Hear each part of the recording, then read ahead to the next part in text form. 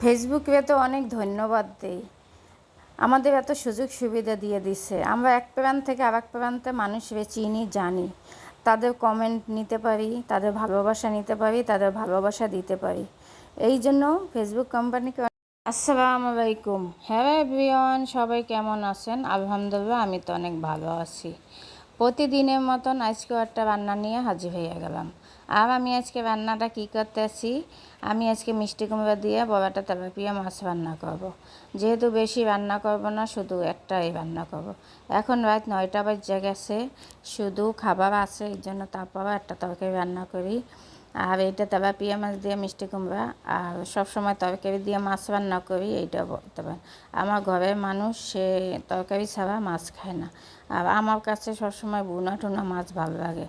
তাই এখন যেহেতু রাত বেশি হয়ে যায়, এই জন্য 2-3টা তরকারি রান্না করা সম্ভব না, তাই একটা রান্নাই আপনাদের সাথে শেয়ার করি। আর আমার রান্না বান্না যদি আপনাদের কাছে ভালো লাগে, লাইক কমেন্ট শেয়ার করবেন। আর আপনার একটা কমেন্টের আশায় থাকি, শেয়ারের আশায় থাকি।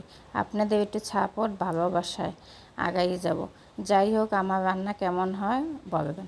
আর এই মাছ ভাজতে দিয়ে আপনাদের সাথে আমি গল্প শুরু করে দিছি। আপনাদের ভালোবাসায় আমি আগাই যাব। আর আমি সবসময় বলি, আমার প্রিয় ভাই বোনরা, আমাদের যারা আমাকে ভালোবাসে, তারা তো অবশ্যই সাপোর্ট দেয়। আর এই সাপোর্ট, এখানে আমি হলুদের গুঁড়া নিছি, মরিচের গুঁড়া নিছি, আমার পরিমাণ মতন লবণ নিছি। আমার রান্না তো জানেনই, হাতে জিরা বাটা, পেঁয়াজ বাটা, রসুন বাটা, আর পেঁয়াজ কাইটেও নিছি। এই দিয়ে মিষ্টি কুমড়া যদি রান্না করা যায়, খুবই মজা হয়। ইলিশ মাছ আর চিংড়ি মাছ দিয়ে যে মিষ্টি কুমড়া খাইতে হবে তা না, সব মাছ দিয়েই খাওয়া যায় যদি একটু পরিপাটি করে রান্না করা যায়। আর আমি সবসময় বলি, আমি বরিশালের মেয়ে, আমাদের বরিশালের স্টাইলে সবসময় রান্না বান্না করি। আর আমরা আমাদের দেশের রান্নাটাই আমরা খুব পছন্দ করি। আমরা সব মশলাই খাই, কিন্তু আদা বাটাটা মাছে খাই না। সব সময় বলি, আদা বাটা ছাড়াই মাছ যে কত পরিমাণে স্বাদ লাগে। আর সবাই, অনেক মানুষই মাছে আদা খায়, আমরা খাই না। আর এটাই রান্না করে একবার দেখবেন কত পরিমাণে মজা। আর সব সময় বলি, মশলাটা একটু কষাইয়ে পরিপাটি করে রান্না করলে খাইতেই মন চায়। সব মাছ দিয়েই খাওয়া যায়। আর আপনাদের সাথে আমি অনেক কিছু শেয়ার করি, ভুল হয় আমাকে ক্ষমার চোখে দেখবেন। আর যারা আমার ভিডিওটা পুরো দেখবেন, তাদের অনেক অনেক অন্তর থেকে দোয়া, ভালোবাসা। আর আমি আপনাদের জন্য এই যে পুরো ভিডিওটা দেখাই, আগে তো আমার ফেস দেখাইতাম না, কিন্তু এখন তো আমার ফেস দেখাইয়া যেভাবে পারি সেভাবেই করি। কেন, তারপর আপনারা আমাকে একটু পাশে থাকবেন, সাপোর্ট দিবেন। আপনাদের সাপোর্টের অপেক্ষায় থাকি। আর আপনাদের ভালোবাসায় একটু আগাইয়ে যাব। আমিও সবাইকে ভালোবাসার চেষ্টা করি, কিন্তু অনেক ব্যস্ততার মাঝেও, অনেক কর্মজীবনের মাঝেও আপনাদের সাথে। আর আমাদের ফেসবুকের সাথে আমাদের কত ভালো হয়েছে। আমরা এই প্রান্ত থেকে ওই প্রান্ত মানুষকে চিনি, তাদের ভালোবাসা পাইতে আছি, আবার ভালোবাসা দিতে পারি। আর আমার যদি কথা ভালো লাগে, আমাকে একটু শেয়ার করবেন, লাইক করবেন। আর আমার এটাই অনেক আনন্দ লাগে যে আজকে ফেসবুক থেকে আমাদের কত সফলতা। আমরা এই মানুষগুলো কোনো দিন দেখতাম না, চিনতাম না।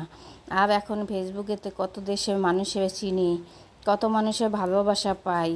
যখন বলে, লাইক কমেন্ট করে, তখন কত আনন্দ লাগে। আমার সব ভাই বোনদের প্রতি আমার সালাম ও দোয়া।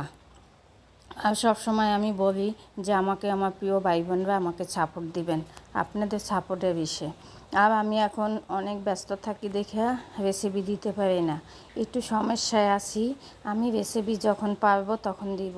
আর আপনারা একটু আমার পাশে থাকবেন, যাতে আমার তরকারিটাও হয়ে যাইতে আছে।